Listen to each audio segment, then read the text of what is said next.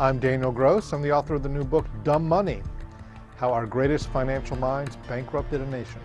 The book attempts to describe how we got to this point in our economic life, where all our financial institutions are bankrupt, and we're in this unprecedented situation where we need hundreds and hundreds of billions of dollars just to make the system function again.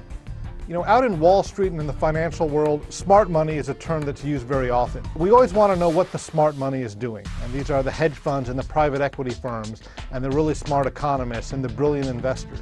What turned out in these last several years is that the smart money actually turned out to be the dumb money.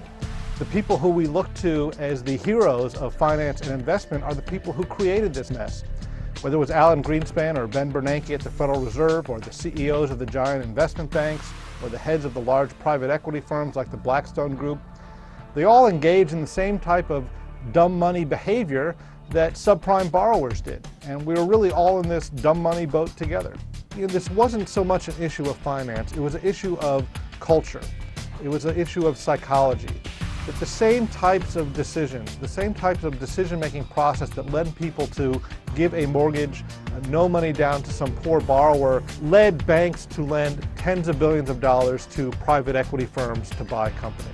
Donald Trump was as much of a player in this as, you know, an individual homeowner in Las Vegas. Well, it was important to publish this electronically and to get it out sooner rather than later for a couple of reasons. First, you know, this crisis has been moving so rapidly. You know, last March 2008, when Bear Stearns went down, people thought, oh, you know, it would be great to do a book about the failure of this investment bank and all the hubris behind it. Well, 3 months later, Bear Stearns was really a footnote. So many larger things had happened.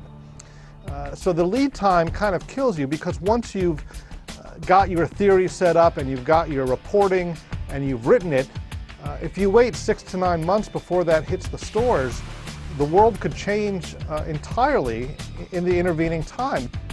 I'm frequently asked, what just happened? How could all these institutions fail? Why did we make these types of loans?